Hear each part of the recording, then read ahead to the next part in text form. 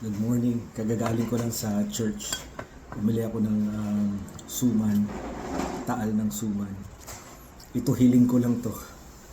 Bumili ako ng pangregalo. So may mga gift ako pag uwi ko ng Manila mamaya. Ito naman gawa ng tita ko. Sampurado gawa sa pinipig. Iba talaga pag pinipig, mas masarap. Bagong tinapay.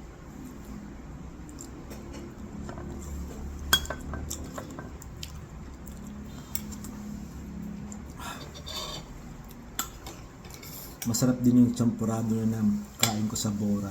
Kaso kanin siya, hindi pinipig. So, pinipig talaga mas masarap. Eggs. Ang puti-puti ko dito.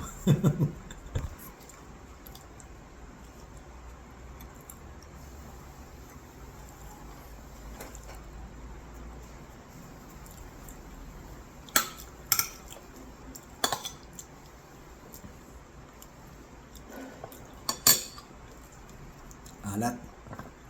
Alat ng eggs.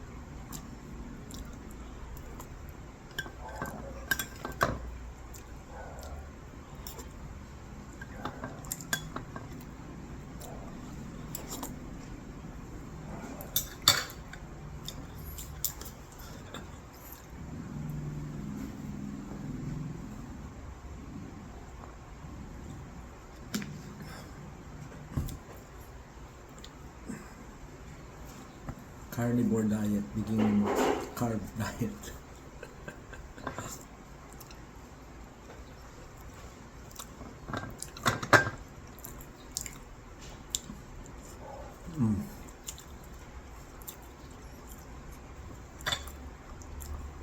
Very delicious.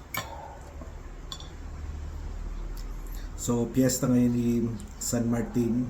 Hindi ko naman alam. Nagpunta lang ako ng simbahan para maglakad. Tapos bumili ng suman. Dumating ako ng mga 10 to 7. May patapos na yung misa. So, tumigil na lang ako doon para magsimula ulit. Hindi, para simulan yung mass, hindi magsimula ulit. Okay yung pare, ganda ng homily. Nakakatawa nga doon is yung may babae doon sa harap ko na nakasuot ng pearl. Na mas gusto ko kasi mga babae na nagsusuot ng pearl.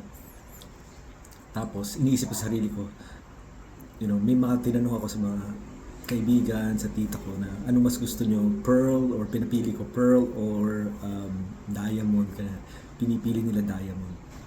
Sa isip ko lang, siguro mas mahal kasi ang diamond. Kaso ang pearl, mahirap din hanapin ang pearl kasi mga gandang pearl, it's limited. So yun mga mahal din. Kaso sa akin yung simpleng white and isang dot lang. Ako nga nakahikaw din, but hindi pwede sa akin yung pearl. So, yung sabi ng pare, nung homily, later on, may mga nagsisimba daw, ang lalaki ng mga alahas, ganyan, sa simbahan. Kaso, ang importante daw talaga is to give, not to just to show. So,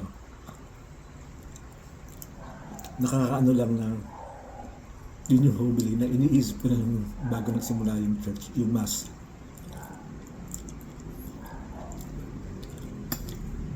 Tapos nung nagpunta ako kay Sasay, simbahan ni kay Sasay, kasi unang pasok ko doon, bumili ako ng isang wish. Mukhang matutupad yung wish na yan. Hopefully matupad. Then, life-changing pag natupad.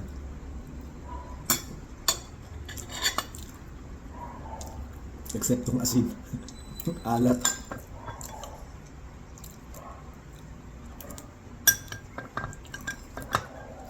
Ano kaya tatawag sa vlog ko? Para mas maganda yung kumakain lang ako.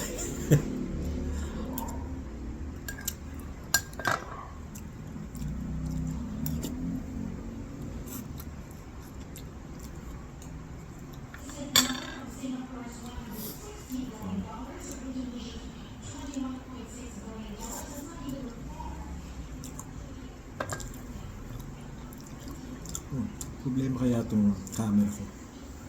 Parang ang puti ko dito. Maputi yung buhok ko.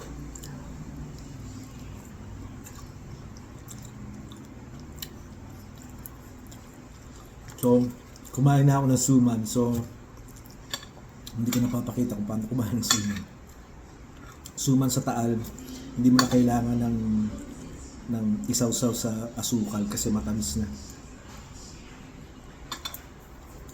Okay, yun na muna. Tapusin ko lang to.